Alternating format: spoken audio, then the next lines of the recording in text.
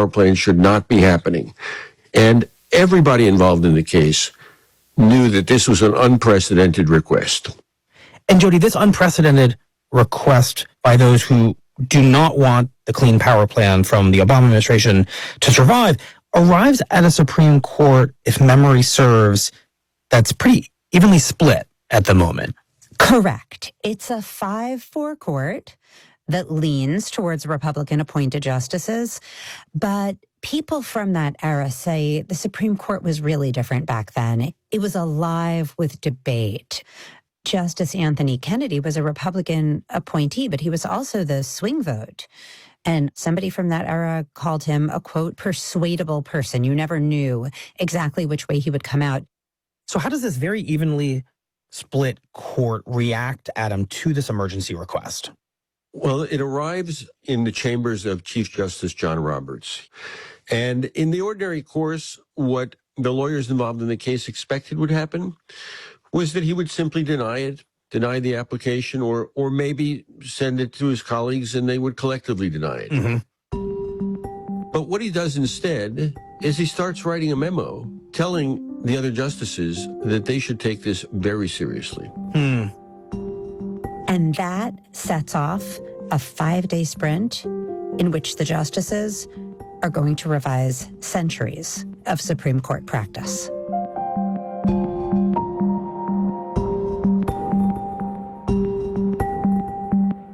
We'll be right back.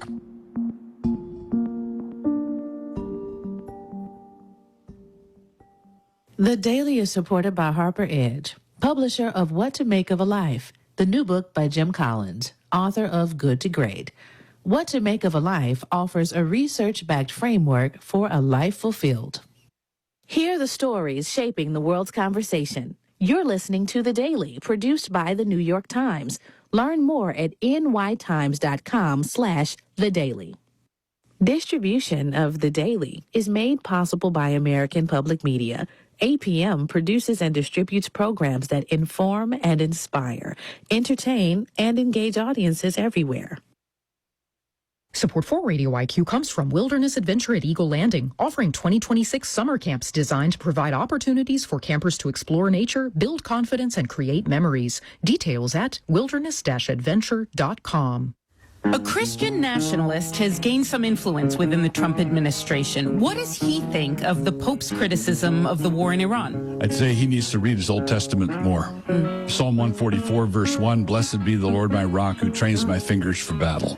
Pope Leo, before he was the Pope, was just sort of an ordinary Democratic leftist critic of Trump. Next time on Today Explained. Beginning at 7 on Radio IQ. At radioiq.org, you'll find the latest news from Radio IQ's award-winning news team, plus links to our podcasts and newsletters, information about volunteer opportunities, and more. That's radioiq.org.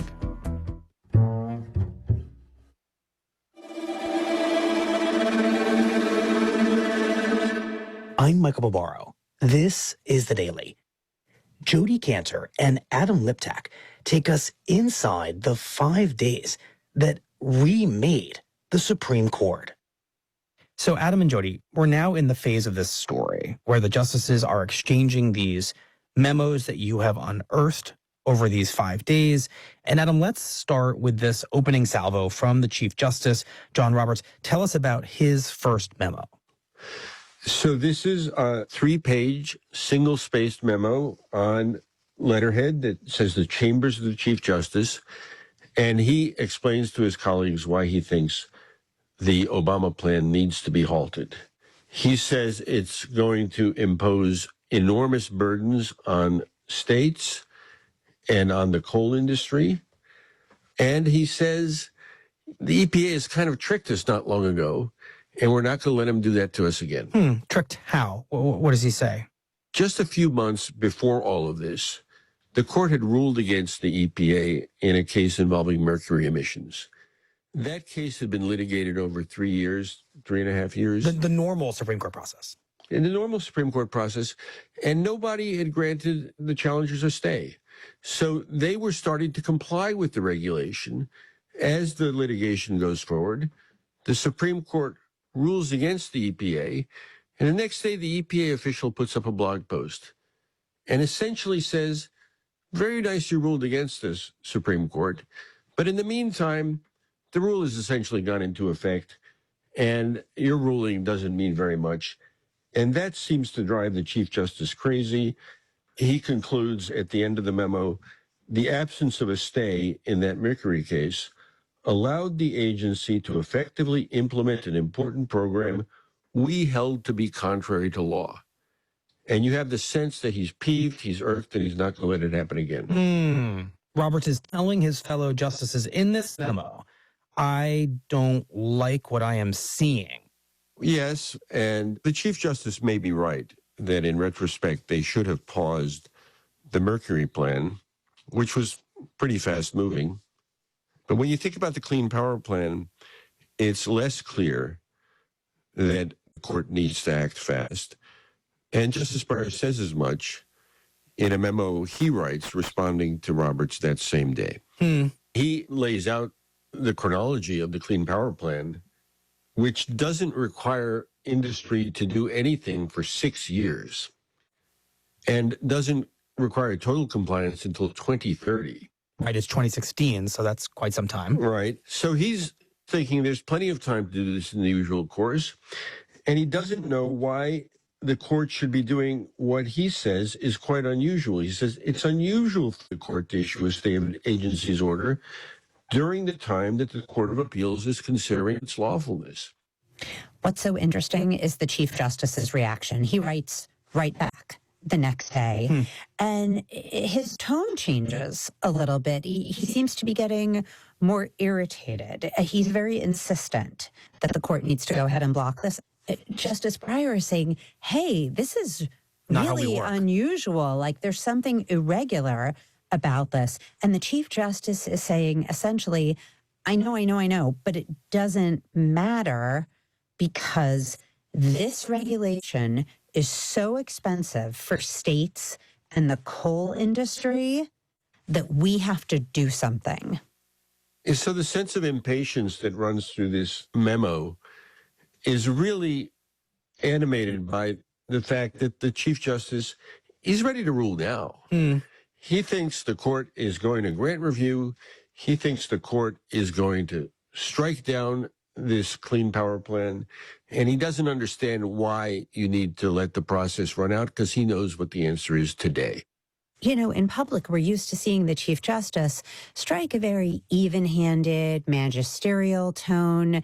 Here, he's acting as a bulldozer. He's saying to his colleagues, we should do something we have never done before, and we should do it fast. And then Justice Elena Kagan, also a Democratic appointee, sounds an alarm.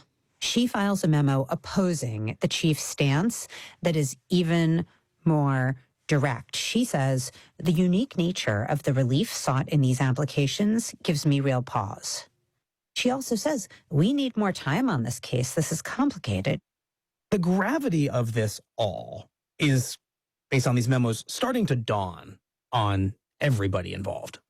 Right. And remember, Michael, how fast this is moving. We're now only 3 days into this discussion of this hugely consequential case. And the next person to speak up is Justice Samuel Alito, a Republican appointee. And he says that if the court fails to act, it'll do damage to its own legitimacy, which is, quite a big thing to say. So you can see there that Justice Alito is echoing the Chief Justice's sense of insult. The Chief Justice feels played by the Obama administration, the EPA, and Justice Alito is saying, look, the Obama administration is trying to sideline us, to render us irrelevant. Okay, and what happens next? So the whole thing, as predicted, comes down to Justice Anthony Kennedy, the swing vote. And on February 9th, the fifth day of the debate, he sends a very short note. It doesn't say much at all. It's 3 sentences. He says he's voting with the chief, and that's it. It's over. The Supreme Court rules 5-4, And within hours, the Supreme Court issues its order. In contrast to all this private debate that we've just told you about, it's just one paragraph. All the court says is that they are blocking President Obama's signature environmental initiative. So this is really a question to both of you. Now that you have been able to pry open this previously locked box of the birth of the shadow docket, what do you ultimately conclude from what you've seen? The critics of the shadow docket have always feared that the court can't do its best work under this kind of time pressure without good briefing and arguments and deliberation. And these memos support that criticism. And to continue Adam's thought, they're not only deciding a very important case. What they're deciding on is a whole new way of doing business. It's true that Justice Kagan calls what the court is doing unprecedented, but nobody goes further and asks the question, well, if we do this, where is it going to lead? Mm-hmm. And where it leads is what we've seen over the first year plus of the Trump administration, where the court is deluged by emergency applications and is spending seemingly half its time on them, and is often in very short periods of time ruling for the Trump administration on major questions like immigration, like agency power, like government spending, like transgender troops. So should we consider the shadow docket as encouraging the justices' most partisan instincts? Political scientists will tell you that there's more partisan voting on the shadow docket than on the merits docket. And one example of why this is so, and why people, when they're acting fast, might rely on their partisan impulses, is in the Biden years. The court voted against Biden on 3 different emergency applications, which then eventually returned to the court. And the court, when it had a chance to do the full thing, to actually give it consideration and deliberation, voted for Biden in those 3 merits cases. Wow. So in short, the more time the court has to consider cases, the more its partisan impulses are dampened.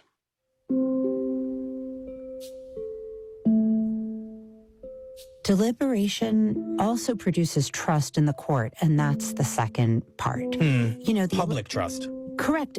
The act of writing an opinion for a judge is the act of saying, here's why you should trust me. Even if you disagree with this outcome, I'm going to show you my work. I'm going to show you how I got to my answer.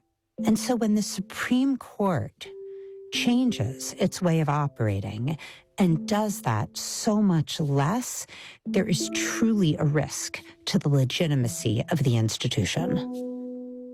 And recall that the Supreme Court's public approval ratings, the public's trust in the court, is testing all-time lows. And its increasing reliance on the shadow docket to make major decisions is only going to make that problem worse. Well, Adam and Jody, thank you very much. Thank you, Michael. Thanks, Michael.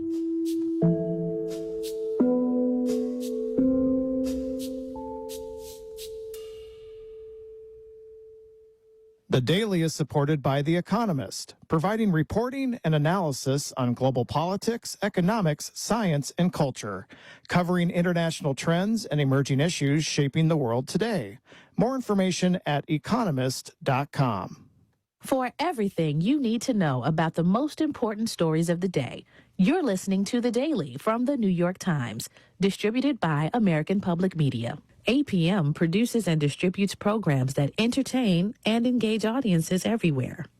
The Daily is powered by the journalism of the New York Times and is distributed by APM, American Public Media. You can go deeper into the stories you hear on The Daily at nytimes.com/The Daily. That's it for The Daily. I'm Michael Robardo. See you tomorrow.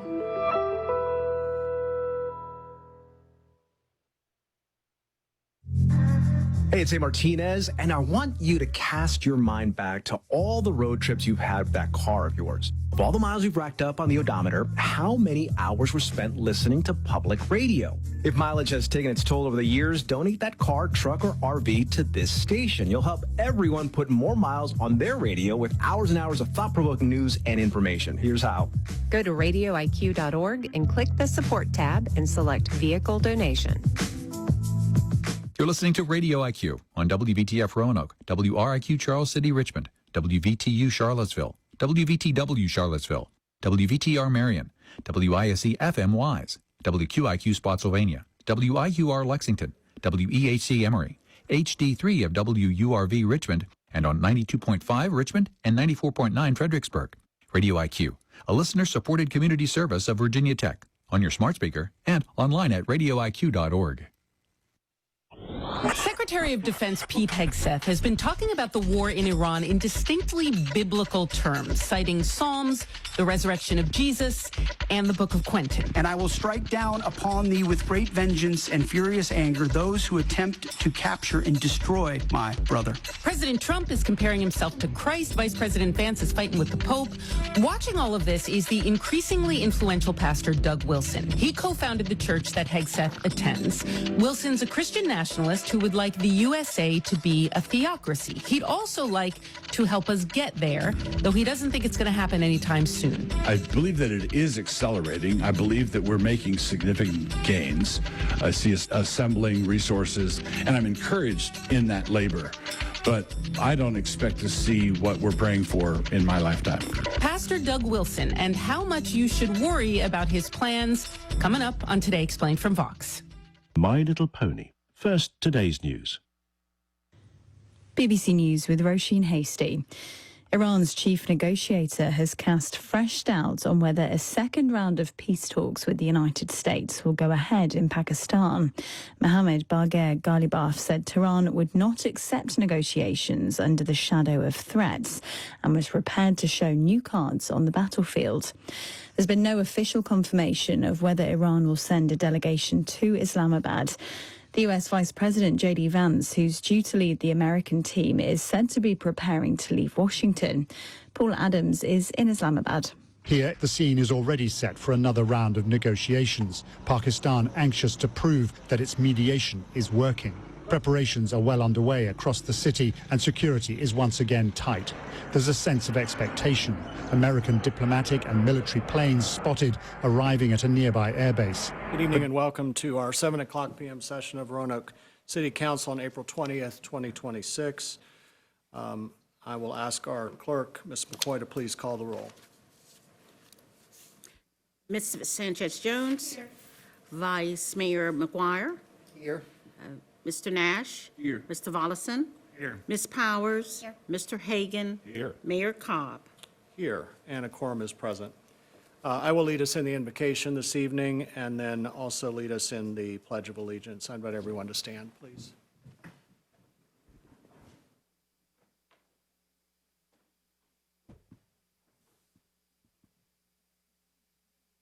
Gracious God, thank you for this evening, for this council, and for our consideration of the city's business.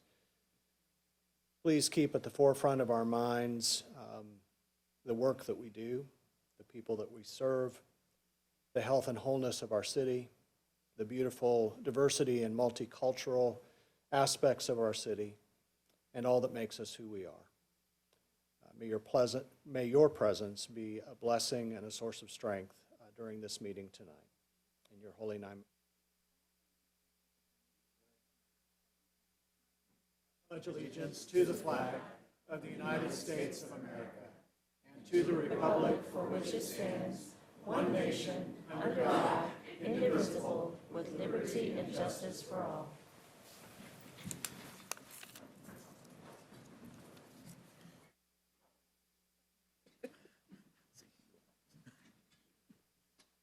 I'm going to ask Councilman Nash to bring us out of closed session by certifying our closed meeting.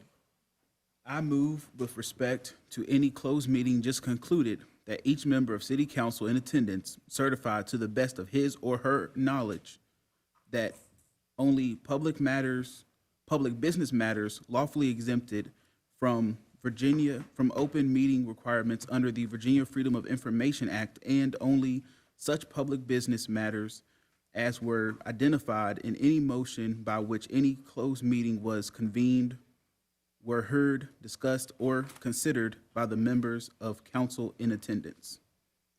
Thank you. Do I have a second? Second. Thank you, Councilman Volleson. Madam Clerk, will you please call the roll? Ms. Sanchez Jones. Vice Mayor McGuire. Aye. Mr. Nash. Aye. Mr. Volleson. Aye. Ms. Powers. Mr. Hagan. Aye. And Mayor Cobb. Aye, and the meeting is, the closed meeting is certified. Thank you. We do have an action item out of the closed meeting. Council has in front of us a walk-on resolution, and I need a motion and a second to bring this resolution to the floor. Move the resolution, sir. Second. Thank you, Council Members Volleson and Nash. Madam Clerk, will you please read the title paragraph? Yes, I will. A resolution confirming the appointments of Angela L. O'Brien and LeVar Humans to the position of Assistant City Manager and providing an effective date for their respective appointments. Thank you. Ms. Turner, would you like to make any comments regarding this? Yes, thank you. As you're aware, in December of last year, Deputy City Manager Mr. Roman resigned. We have gone through an interview process, and we have selected Mr. Humans to serve as the next Assistant City Manager. We're excited to have him on board, and thank you so much for your support. Thank you, and congratulations to both Angela O'Brien, who continues with us, and Mr. Humans, who we look forward to meeting. All right, any discussion by members of council? All right, Madam Clerk, will you please call the roll? Sanchez Jones. Aye. Vice Mayor McGuire. Aye. Mr. Nash. Aye. Mr. Volleson. Aye. Ms. Powers. Mr. Hagan. Aye. And Mayor Cobb. Aye, and the resolution is adopted. Our next item is presentations and acknowledgements, and I'm going to go down to the podium for a sharing of a proclamation, and I'll invite some guests to join me. Ethan Long, and these are folks from the VIA Centers for Neurodevelopment. Ethan Long, the President and CEO, Zenith Barrett, Regional Advancement Officer, Leslie Painter, Director of Roanoke VIA Day School, Lauren Shaw, Regional Director of Adult Services, Melanie Wilson, Clinical Director, and Emma Beard, Club and Hub Program Supervisor. I'll ask you all to join me.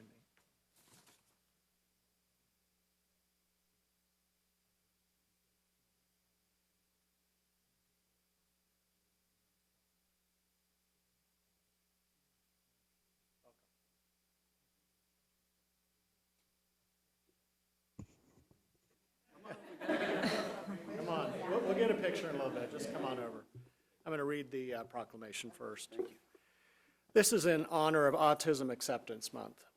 Whereas Autism Acceptance Month is observed each April to recognize and celebrate the strengths, voices, and contributions of individuals on the autism spectrum, while promoting understanding, inclusion, and respect throughout our community.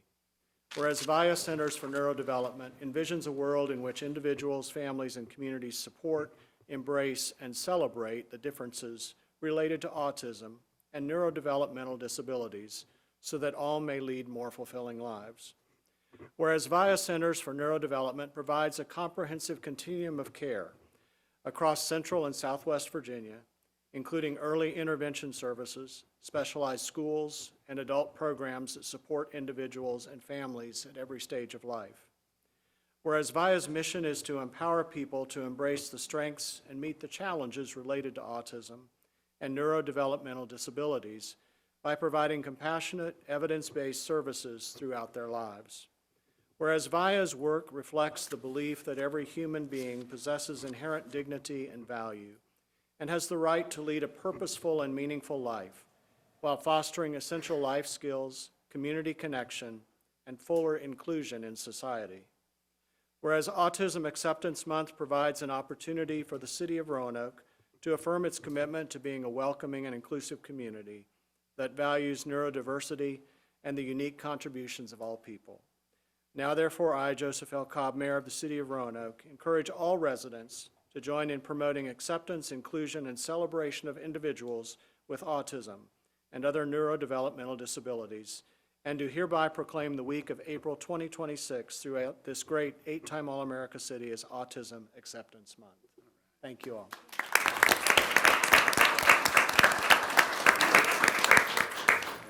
Mayor Cobb and Council, I just want to say thank you on behalf of all of the early toddlers, our student population, our public schools that we serve as an extension of, and then our adults who are helping to live more independently, find meaningful work, and actually take advantage of all the wonderful things we have to offer in the greater Roanoke area and community. Thank you for including those families and for helping us build more inclusive communities so that folks with neurodiversity challenges and strengths can be celebrated and be a part of our community. So thank you. I know you have a lot of work tonight, so I'll let you get to it. Thanks so much. Thank you. So I'd like to ask if any council members have anything you'd like to share. Just like to say that you do. Just know how important it is, and the lives that you touch is so important. And thank you very much to each of you. Anyone else? Mr. Bollison. Just like to echo that sentiment. And, you know, I do have neurodivergent folks in my family, and I myself am neurodivergent, and I think the work that you guys do every day to make sure that people are included and also able to use their abilities. And so really appreciate you and this proclamation about awareness this month.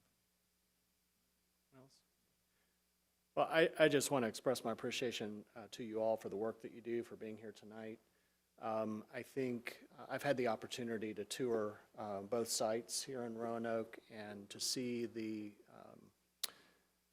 extraordinary work that's done with children and youth and adults is really inspiring. And that regardless of a person's diagnosis, that all of them have an ability to thrive in a way that they're meant to thrive is really special. So kudos to all of you, and please express our gratitude to all the teachers and the staff who help make this work possible. And I have one last thing. Sure. Sorry, it just dawned on me. And we're really excited because one of the things we know is that early intervention can help assist folks be and live their fullest lives. And this August 12th, we're looking at opening our first center-based early intervention program over at the Whitwell Avenue program. So we're hoping to bring those services, evidence-based compassionate services, even further to the community here. So thank you. That's definitely worth a round of applause.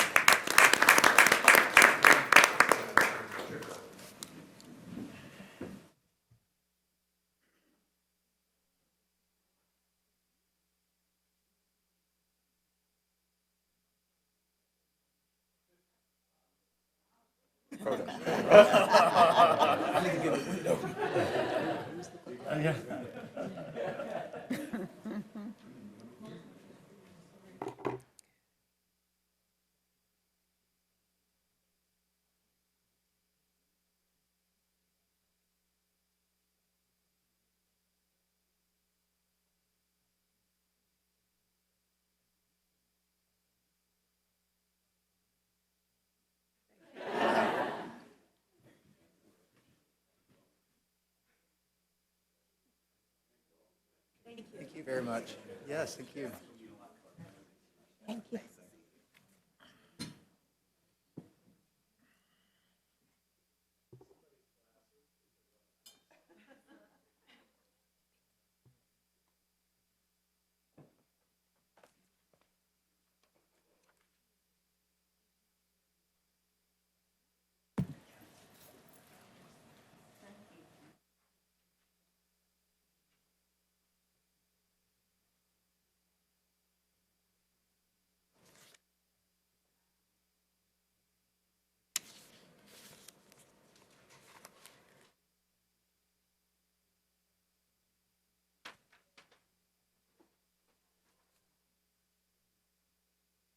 Thank you all. We'll now move to our public hearings.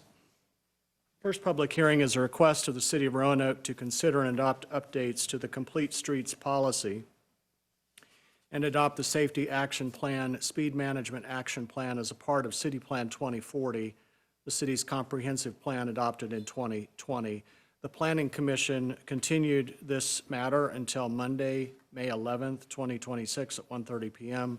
in the EOC conference room. Therefore, we will not hear this matter at this time. Item 2 is to receive the views, public hearing number 2 is to receive the views of citizens regarding the appointment of 2 Roanoke City School Board trustees for 3-year terms of office, each commencing on July 1st, 2026. The candidates are Darlene L. Burcham, Derek Cackness, Christopher T. Link, and Donna M. Littlepage. Before we open the public hearing, I'll invite Vice Mayor McGuire and Councilwoman Sanchez-Jones to share conflict of interest statements for the record. I, Vivian Sanchez-Jones, state that I have a personal interest in agenda item 15.2 regarding the public hearing to receive the view of citizens for the appointment of trustees to the school board of the City of Roanoke due to my employment by the school board of the City of Roanoke. Therefore, in accordance with Virginia Code Section 2.2-3112, I will refrain from participation in this matter. I ask that the city clerk accept this statement and ask that it be made part of the minutes of this meeting. I, Stephen Terry McGuire, Vice Mayor, state that I have a personal interest in agenda item 15.2 regarding the public hearing to receive the view of citizens for the appointment of trustees to the school board of the City of Roanoke due to my employment by the school board of the City of Roanoke. Therefore, in accordance with Virginia Code Section 2.2-3112, I will refrain from participation in this matter. I ask that the city clerk accept this statement and ask that it be made a part of the minutes of this meeting. Thank you both.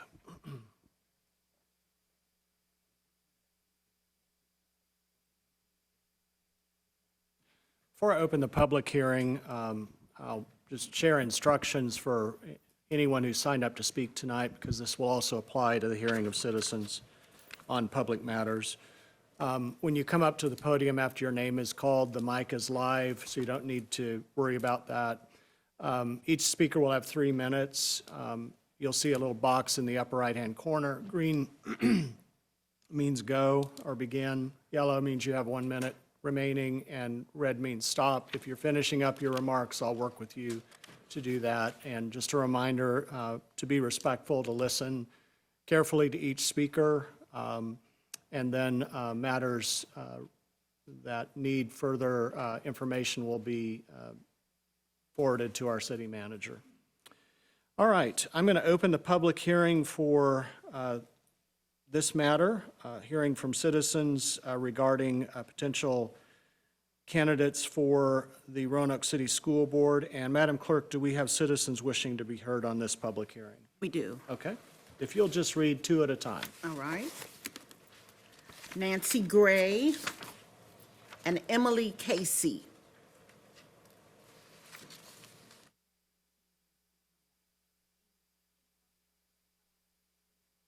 Welcome, Dr. Gray. Good to see you. Thank you, Mayor.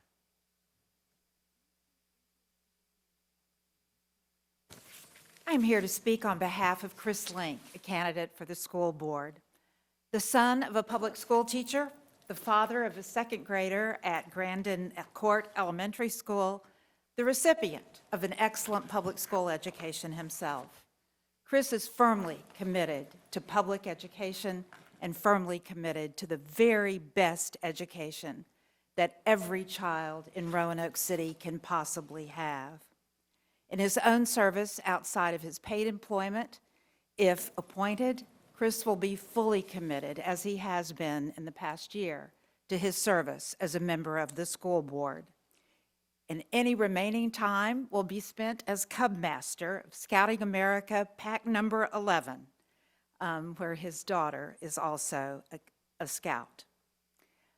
His professional preparation is as an engineer. So Chris would bring to the school board financial acumen, knowledge of how things work, logical, analytical reasoning. But beyond that, Chris has other special gifts, especially as a communicator and as a collaborator. Chris knows when to speak and when to remain silent. He knows when to stand up and when to compromise. He knows when to speak and when to listen and learn. And he knows what to do if he misspeaks or someone else does. And he knows not only what to say, when to say it, but how to say it. Speaking thoughtfully, speaking with respect for those with whom he works and for those who are working to serve the children of our city. He is articulate, thoughtful, a team player. I highly recommend Chris Link for this appointment. Thank you very much. Welcome, Ms. Casey. Hello. Good evening, Mayor Cobb, Vice Mayor McGuire, who's not here, members of council, Ms. Turner. Thank you for allowing me the opportunity to speak tonight. I am here tonight to voice my support for Chris Link for the Roanoke City School Board. Mr. Link has been diligently working on the school board for the past year, and he is ready and eager to continue that work. Chris has shown his dedication to improving our community through his commitment to public service, whether it be serving on the board for the Raleigh Court Neighborhood Association, as his daughter's scout troop leader, on various committees at his church, or on the school board for this past year. As the parent of an elementary-age daughter, he has a vested interest in the success of our schools and will continue to work with the other members of our school board to ensure that we have strong schools that address the needs of all of our students, teachers, and staff. I have known Chris since I moved to Roanoke, as we met when I joined the board for the Raleigh Court Neighborhood Association in 2018. Chris was already serving on that board. He had sought them out because he saw a need in the neighborhood and knew that he could contribute and make a positive impact on our community. I learned quickly that Chris is a very smart, thoughtful person who is able to examine situations from different angles to help come up with a solution to whatever problem or issue is before him. I know that the qualities that Chris has are an asset to our school board and by extension to our city, as he will methodically and carefully work through whatever comes to the school board to be addressed. If chosen again to serve on the school board, Chris would continue to work hard with both our city staff and our RCPS staff to make the necessary and often difficult decisions for our schools and for our city. Thank you. Thank you, Ms. Casey. Next speaker, Jason Porter and Adrian Wilson.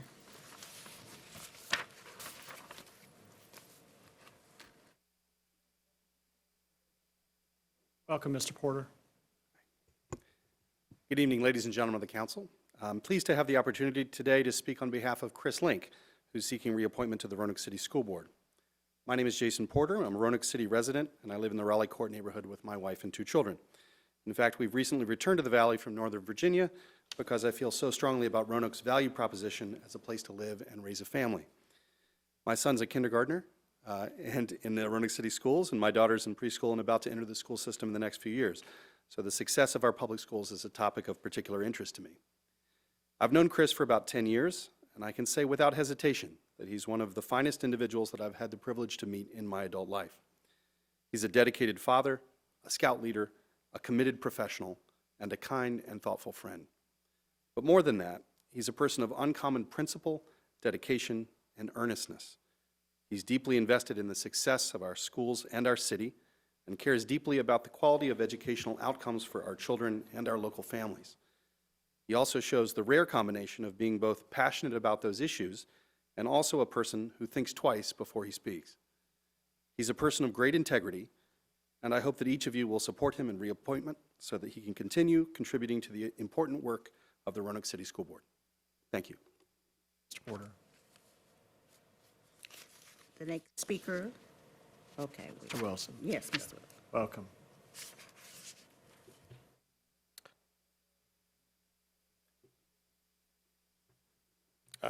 Good evening, members of the council. My name is Adrian Wilson. I'm a resident here in Roanoke. I have 3 children that attend James Madison Middle School and Highland Park Elementary. I speak on behalf of myself. I'm here to speak in support of Chris Link's reappointment to the Roanoke City School Board. I've known Chris for many years as both a friend and a colleague, and I want to share a few things about him for those who, that may be beyond what you may already know or have seen during his time on the board. The best way I can describe Chris is inclusive, civic-minded, and flexible. And I don't use those words lightly. When I say he's inclusive, I mean he genuinely wants every child in this community to have equal access to all opportunities, whether it's academics or extracurriculars or support systems. One example of that is his work as Cub Master for Pac 11. It's one of the few all-girl packs in the state, and it's the only one in our region. In a time when Scouting America has come under fire for being too woke or too inclusive, he's created a space where girls can build confidence, learn outdoor skills, and develop self-reliance. Over the past few years, he's helped grow that pack from just 8 girls to 27, including my own daughter. That's not just leadership, that is investment in the next generation of children. When I tell you he's civic-minded, I mean that this is a man that truly believes that serving on the school board is both a privilege and a responsibility. I know that every person that sits on the council understands how rewarding it can be to participate in shaping their local community. They also realize how thankless that job can be at times. If you try to make everyone happy, you won't make anyone happy. And I can tell you, in the year that Chris has been in his position on the school board, I've never once heard him complain about the job. I'm a parent of 3. My daughter's a product of the Plato program at Highland Park Elementary, and my sons are currently students in the Plato program at Highland Park Elementary. And I understand the difficult decisions that the school board has had to make and the impact. And I understand that Chris takes every decision seriously and deliberates each one fully. Which leads to my last thing I want to talk to you about Chris. He's flexible. Over 10 plus years, we've discussed many issues, some we agree on, some we don't. And Chris has a unique ability that most of us don't. He's willing to change his mind. And I don't mean that he goes wherever which way the wind blows or that he can be easily swayed. As I've mentioned before, Chris is very deliberate with his decision making. So he asks questions, seeks context, and makes informed decisions. And that's because he knows he's not a subject matter on every decision. And that's what I think is the definitive aspect about Chris Link that makes him an asset to the school board and in a larger sense, our community. Thank you for letting me speak, and I'll leave you to it. Thank you. Thank you very much, Mr. Wilson. The last speaker on this matter is Jacob Smith.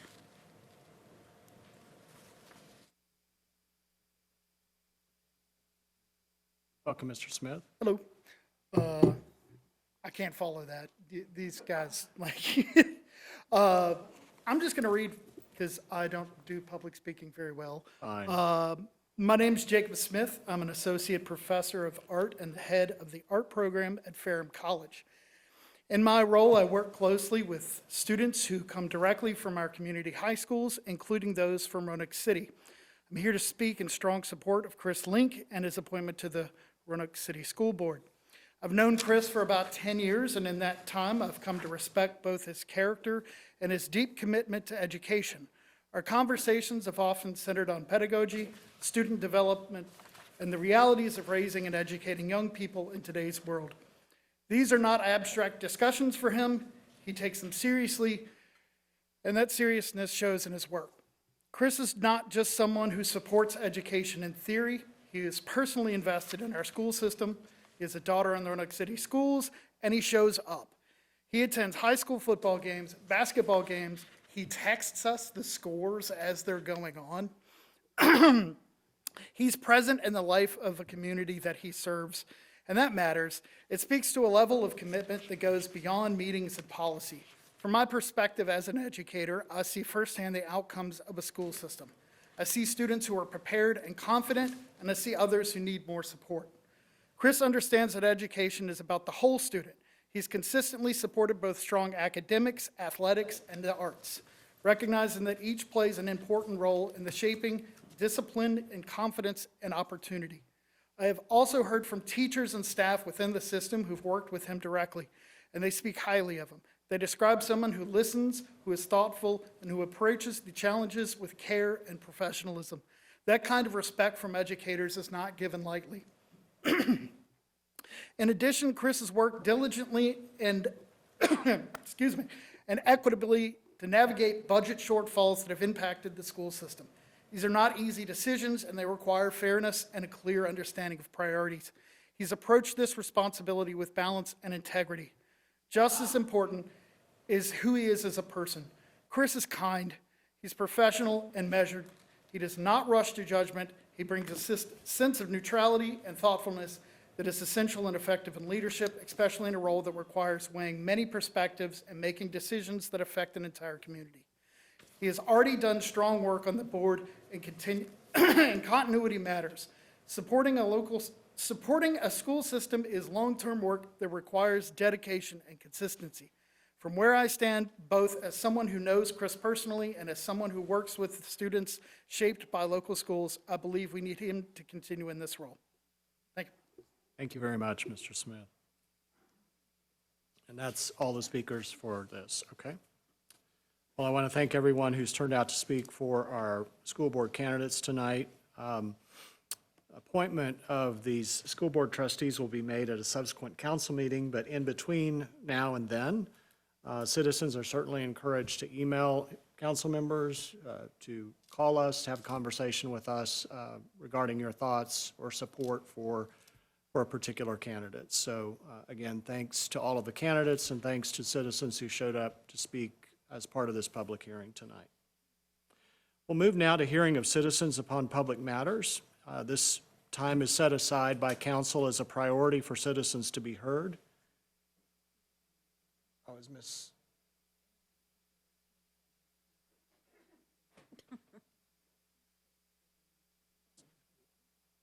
Oh, sorry, I was distracted. Ms. Sanchez-Jones? Okay, all right. Anyway, if deemed appropriate, matters will be referred to the city manager for response, recommendation, or report back to the city council.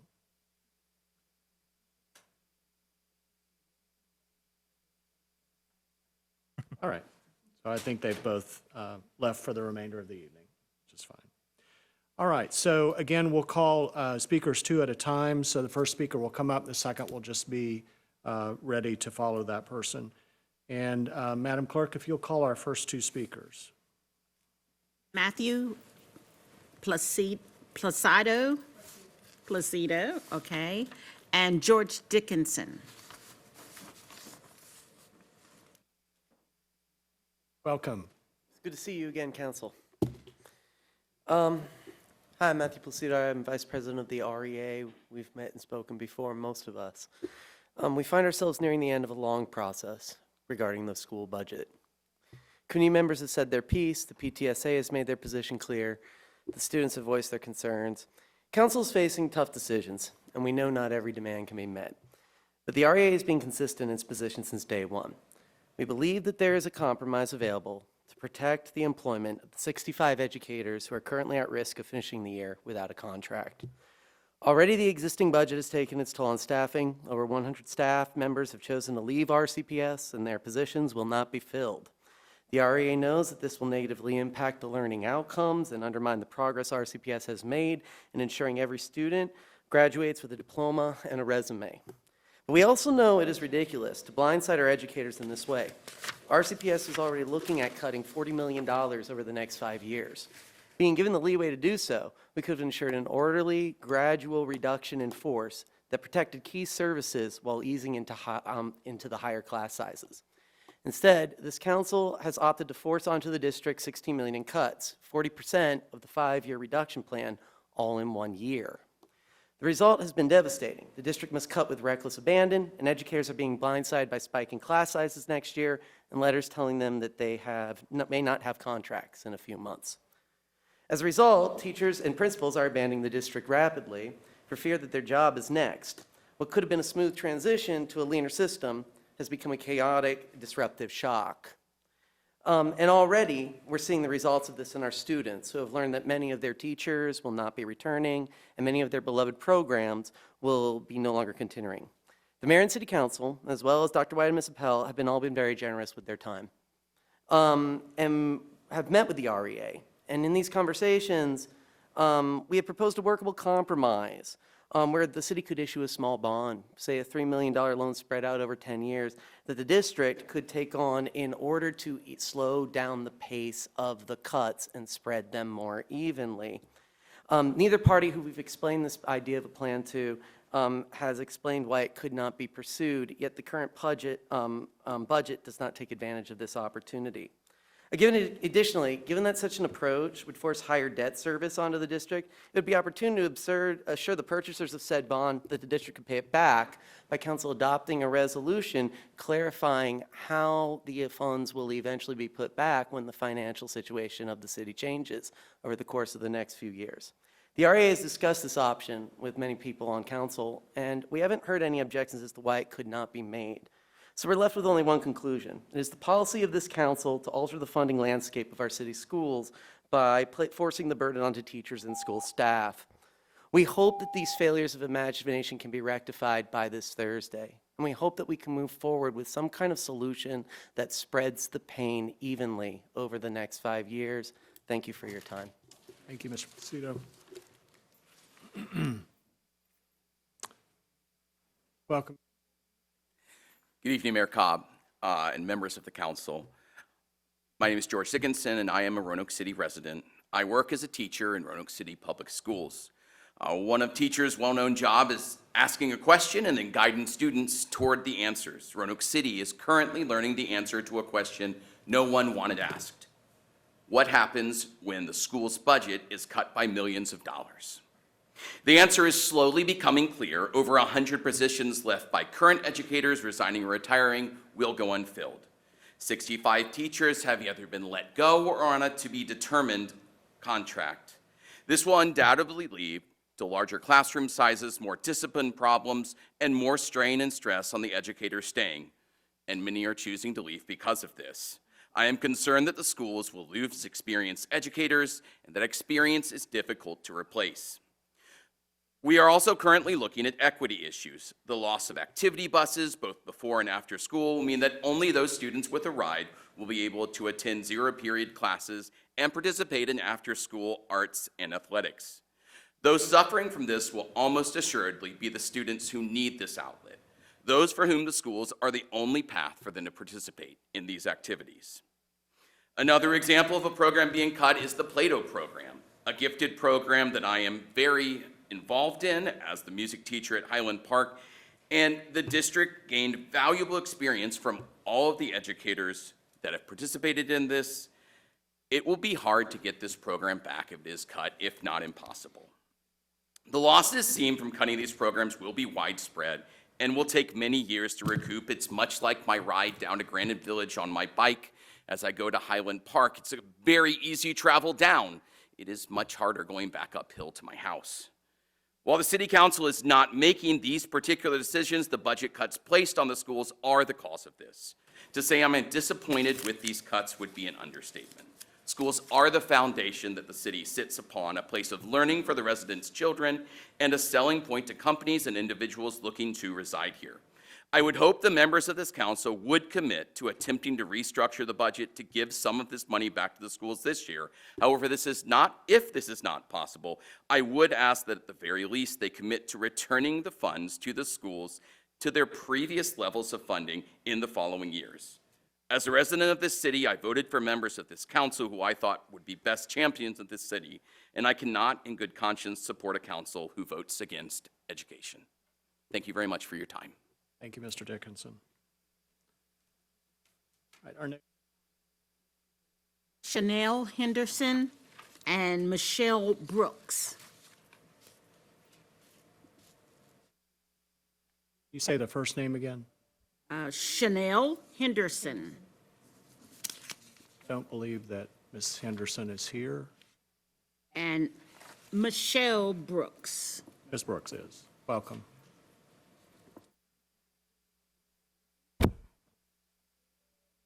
Waiting for that to go to 3 minutes, because I'll need all of it.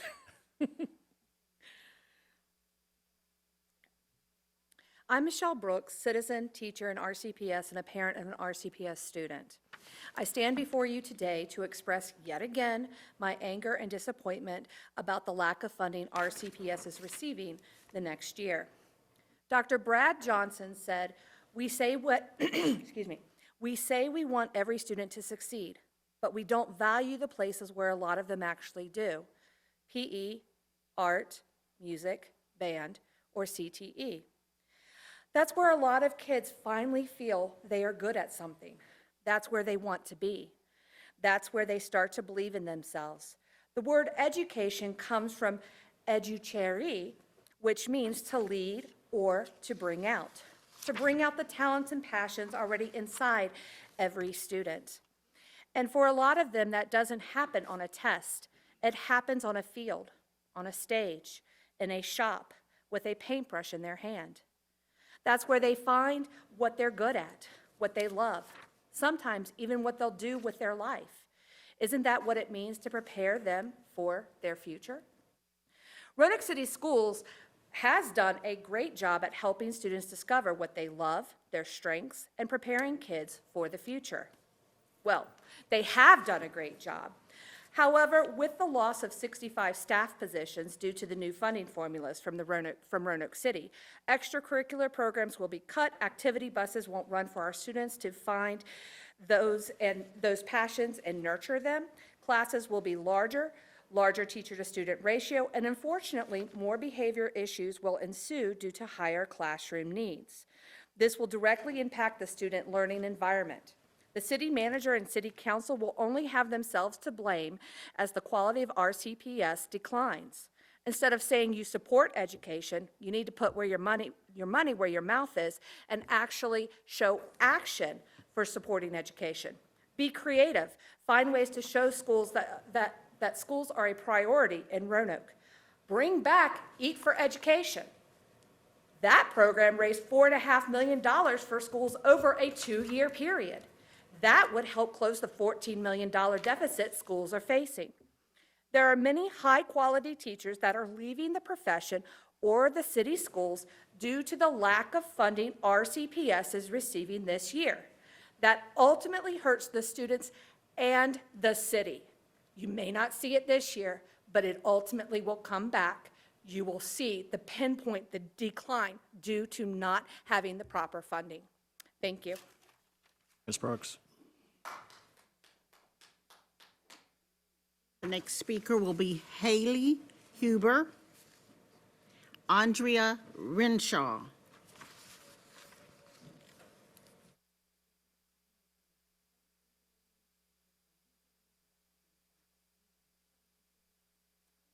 Ms. Huber, welcome. Hello, my name is Haley Huber, ironically also a teacher with Roanoke City Schools, though I'm here to speak about something a little different today. There was introduced talk of additional surveillance devices, Raven, I believe it's called. It's a meeting I would have liked to be at, to today, introduced for the first time, and I believe I heard also voted on for the first time. I was preoccupied teaching special education, so I was unable to come and give comment or opinion. And I imagine there are many other working class people who were unable to come and hear and give comment and opinion.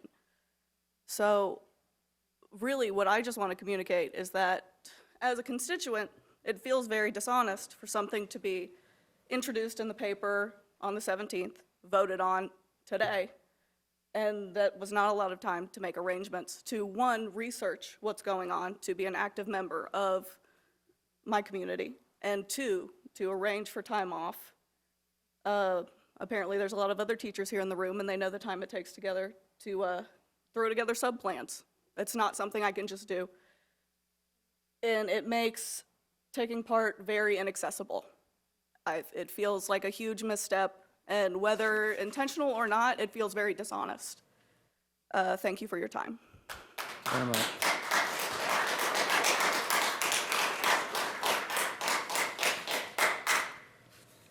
Andrea Renshaw. Bryce Anderson. What was the first name again? Bryce. Bryce Anderson. Welcome. Thank you. Good evening. My name is Bryce Anderson. I'm a Roanoke resident and father of a Plato student at Highland Park Elementary. I'm here to ask you to please reconsider the choices you've made regarding the funding of our public schools. I'm sure you're probably tired of hearing from us, and frankly, there's nothing I could tell you that you haven't heard already. So instead, I'm going to address someone far more important than any of you. Hazel. First of all, let the official record show that I love you most. I hope that over these past few years, I've taught you a lot of things, and I hope to teach you many, many more things in the years to come. But if you remember anything I ever teach you, remember this. Everyone makes mistakes, even grown-ups, even the ones that we count on to make big decisions for us.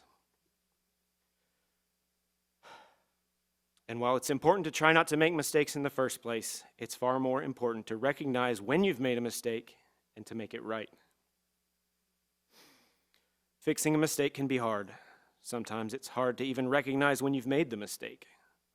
Fixing a mistake can be especially hard when it means admitting that you were wrong. Fixing a mistake can be one of the hardest things you ever have to do, but it can also be one of the most important. Look at these people in front of us. They're in the middle of making a very big mistake. The good thing is it's not too late to make it right. For your sake and for the sake of our city, I hope they can. Thank you. Thank you both.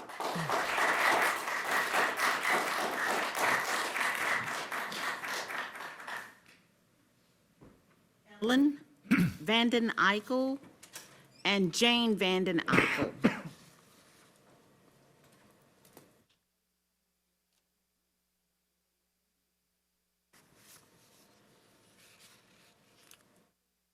Welcome. Good evening, members of the council. I am Ellen Vanden Eyck. I am also here to advocate for some reconsideration of the budget for Roanoke City Public Schools. Like many adults in Roanoke, I am a transplant. I grew up in rural Minnesota. My parents were highly educated, and they dreamed of a community where their kids and their kids' friends could have an easier time getting the education that they got than they did. My mom and dad were non-political.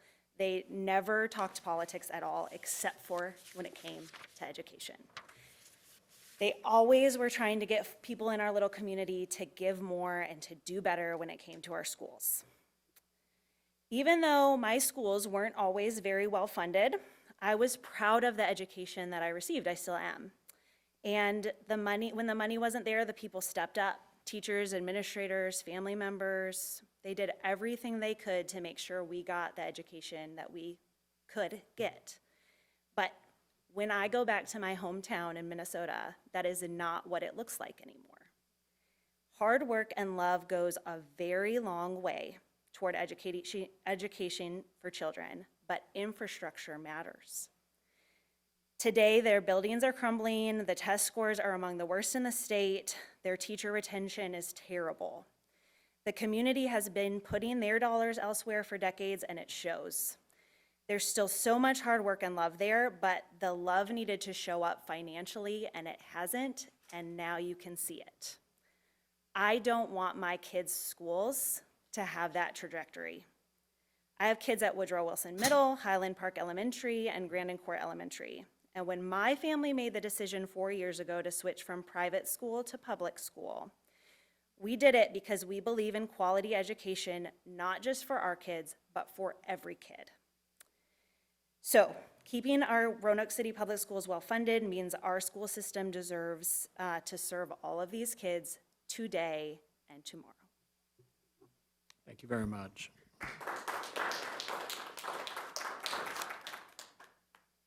Jane Vanden Eyck.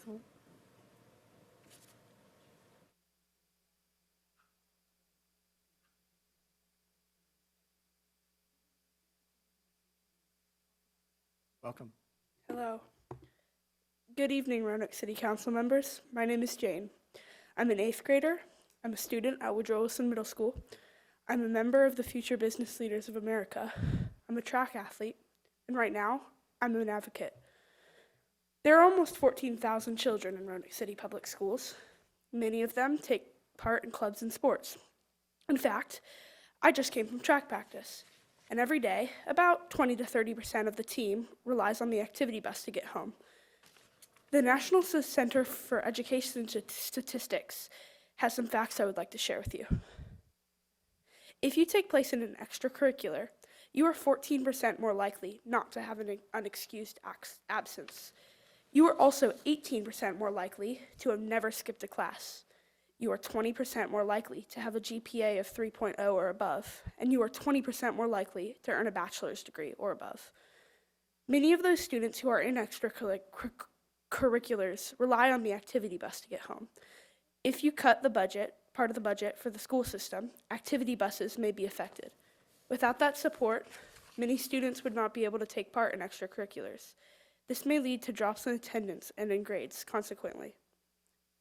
There are also many programs that RCPS offers that are wonderful opportunities for kids. One of the most prominent being Play-Doh, or pupils learning appropriately together. I was invited to Play-Doh in 5th grade after entering Roanoke City Public Schools. Even though I only spent 1 year there, it was an amazing opportunity, and I learned so much. I wish I could have joined earlier. I also saw my sister go through all 3 years of Play-Doh and absolutely thrive there. And I'm so excited for my brother to have the opportunity too. If you cut the budget for the schools, Play-Doh may be affected, and many kids will not get the opportunity to have the same learning experience. I would hate to see my brother not get to even have the chance to participate. Overall, you can see that if we care about our next generation and about their education, we need to have the opportunities for them to learn and grow. And having the budget we do helps us do that. Thank you for your time. Thank you very much.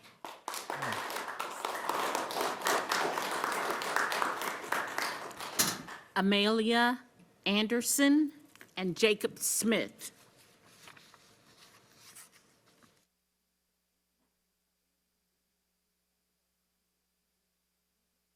Welcome.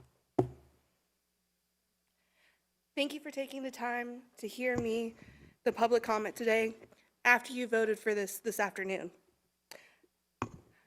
I'm of course speaking about the recent vote to add Raven technology to 75 of the existing flock cameras across our city. I understand there were concerns raised before the vote, specifically of whether the city would even be able to end the 2-year contract early if needed. Despite those unanswered questions, the vote still moved forward. That alone is concerning. But beyond the outcome, I am deeply troubled by how the decision was made in the first place. There was little to no public awareness. The first time many of us heard about this was through a single news article just days before the vote, announcing a 2 p.m. meeting. A decision of magnitude expanding surveillance capabilities in our city deserves far more transparency, discussion, and community input. Instead, this vote took place during a meeting meant to recognize community members and organizations that raises even more concerns about whether this issue received the focus attention it deserved. Our community already has flock cameras that track license plates and can capture images of individuals. Expanding the system to include technology capable of recording and analyzing audio is not only unnecessary, but deeply concerning. We are living in a time where trust in institutions is already strained. Across the country, we've seen examples of surveillance tools being misused or expanded beyond their original intent. Adding more powerful monitoring capabilities, especially without clear safeguards, moves us in a direction that many residents find troubling. There are also broader concerns about how this technology is funded, managed, and maintained. When decisions involve federal funding, AI-driven systems, and potential environmental impacts, those factors should be clear, explained, and publicly discussed before any vote takes place. At this point, there are simply too many unanswered questions. We need more information for our city council, for our Roanoke Police Department, and for the citizens of Roanoke, Virginia, before any hasty decisions are made. I urge you to pause, provide full transparency, and create a space for meaningful community engagement before continuing on this path. Because decisions like this don't just affect policy, they affect the trust and safety of everyone who lives here in Roanoke. Thank you again for hearing my plea to rethink this decision. And we also have a petition with many pages of people who are against this. And we are urging more to go ahead and sign this petition, either here or online at www.civic.com. change.org, No Raven Flocks in Roanoke. Thank you. Thank you.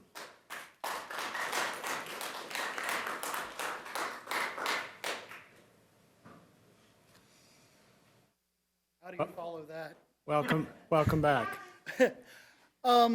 Honestly, I didn't prepare anything for this because I didn't know this was happening today, the flock thing here. So I'm just going to say, just because something is legal doesn't mean it's moral. And what you guys have been doing is downright immoral. You are just doing so many things that go counter to what all of us have elected you guys to be here for. You know, when they say parents will look at their kids and say, I'm not angry, I'm disappointed. Yeah, I'm disappointed, but I'm angry. I am angry at all of you. I am a teacher who has to get these kids into the real world and get them jobs. And you know what? Roanoke City is lacking.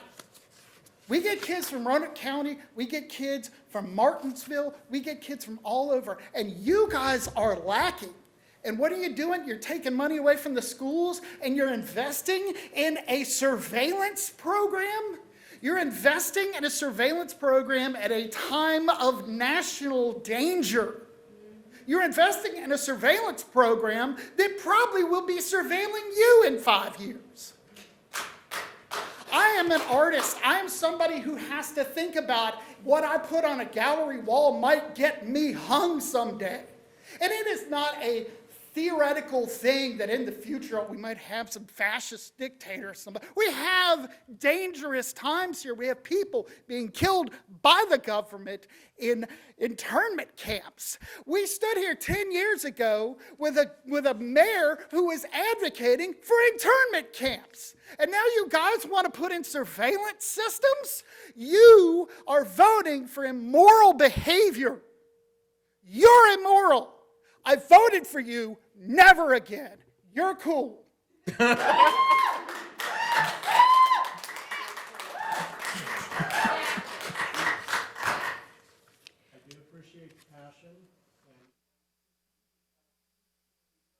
Those who are listening, thank you. Our next two speakers, please. Next two speakers, Jaron Maniel, and I only have Alex.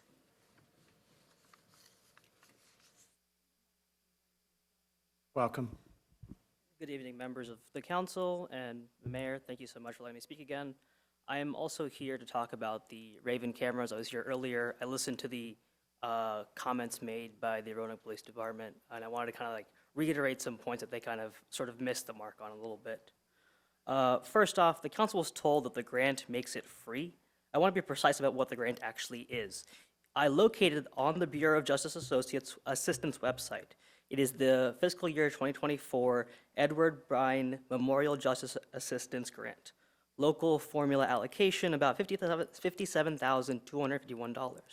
And Roanoke was entitled to it regardless of whether Raven exists. Flock didn't make it available. The grant is not earmarked for acoustic detection. The federal solicitation RPD applied under lists more than 20 eligible uses. Gunfire detection is one line item.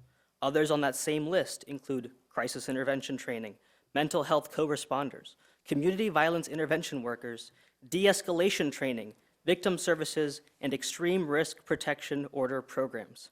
Someone at RPD wrote Flock Raven into the budget narrative. That was a choice. And council was never shown the list of things that choice rejected.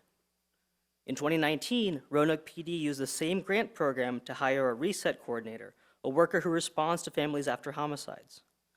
That is what this money can do when someone chooses to spend it on people instead of microphones. And here's what I need council to understand. If you halt this procurement, the $57,000 does not vanish. Federal rules allow RPD to file a grant award modification to reallocate to another eligible purpose. That is a routine administrative process. There is no cliff. Second, council was told these devices only detect gunshots. That is false. And the implications go well beyond tonight's vote. The city's own staff report lists the trigger events, screeching tires, distress calls, car collisions, fireworks, and other disruptive community events. The last phrase is open-ended. Flock advertised screaming. Here's what city council needs to understand, what you just approved. Flock's CEO has said publicly that Raven is designed to be trained on new sounds over time, with those capabilities pushed from every deployed device as over-the-air software updates from Atlanta. He has been named on the record sounds Flock plans to add: glass breaking, power saws, car doors, other crimes that begin with audio. That means once these 75 devices are on Roanoke poles, the list of things they can listen to can expand without ever coming back to this chamber. Flock can add voice stress detection next year. They can add keyword triggers the year after. They can sell new detection models and activate them on our infrastructure, and no one in this room will vote on it. You will read about it in the newspaper the way cities in Washington and California read about the federal agencies accessing their Flock data. You have just handed a private company in Atlanta the ability to change what 75 microphones in Roanoke listen to by pushing software updates with no further approval from this council. You can choose to have RPD produce the grant application, the budget narrative, and the list of alternatives that were not selected. If the procurement proceeds, require binding policy that any new Raven detection capability must receive council approval before activation in Roanoke. Okay, can you please wrap up? Yes, sir. Thank you. And the last one is, before any poll is installed, put this back on the agenda for reconsideration. The vote is done, the contract isn't signed, there is still a window. Thank you for your time. Thank you very much.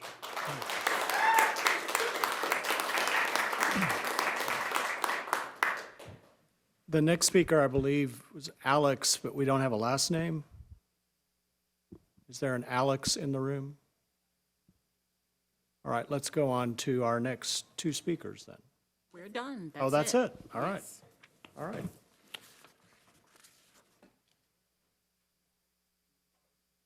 So this council meeting will stand in recess until Thursday, April 23rd, this Thursday, in the council chamber for the purpose of conducting public hearings on the City of Roanoke recommended fiscal year 26-27 budget at 7 p.m. and proposed real estate tax rate at 7:10 p.m. For citizens that wish to speak for Thursday night, you can sign up in advance by calling the clerk's office. You can sign up online. Again, this will be related to the budget and the real estate tax rate. Thank you all, and we stand in recess until Thursday evening's public hearing.